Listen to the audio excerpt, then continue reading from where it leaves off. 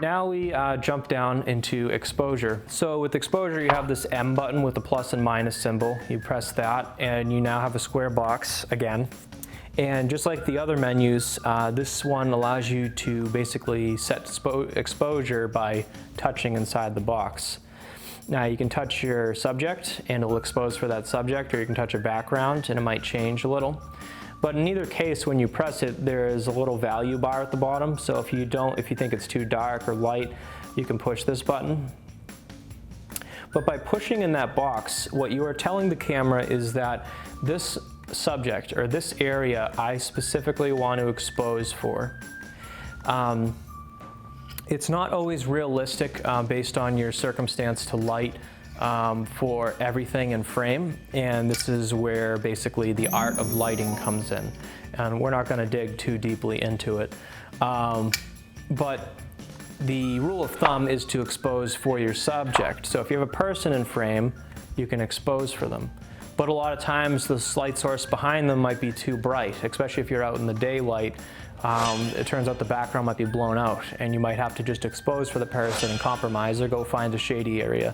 So there are type of things to consider when you're setting the exposure on a camera. Where are you shooting and what's the contrast like on the camera?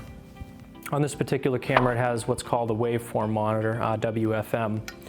And this waveform monitor is basically a readout of the dynamic range of the camera.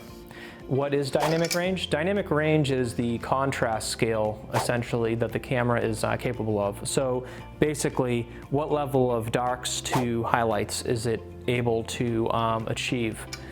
With consumer cameras and broadcast cameras, that usually isn't, super, I would say. It only has so many stops of light that it can actually read out. And so by looking at this scale, you'll see that it looks like kind of a graph. And if you'd be right in that assumption that it is a graph. So it's basically giving you a readout from 0 to 100%. And that scale is called the IRE scale. And basically 0% in the camera is black and 100% is white. Now, if you have information above 100 or below 0, you're going to lose detail. So above 100 is called clipping, or blowing out your highlights, and below 0 is called crushing, or crushing the blacks or the dark parts of your frame. So with a waveform monitor, it's another way to monitor your exposure and see what parts of the picture are retaining detail. In addition to just pushing to figure out your subject's exposure, you do have a bar, little system down here where you can add quarter values by going up 0.25, 0.5, 0.75. And so if your picture isn't the way you want it, you can change them. Now, what's important to know is that this is going up by stops.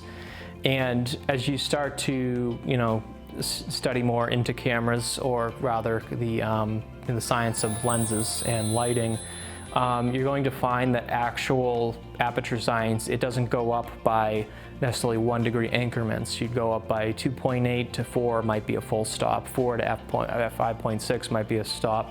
This kind of breaks it down so it's very simple for you. It's going up by 1.0 value in terms of stop. But once you actually get into lenses, the number system is a little different because those values are not necessarily values of 1. So just to let you know, this is a way that of really simplifying that process for you.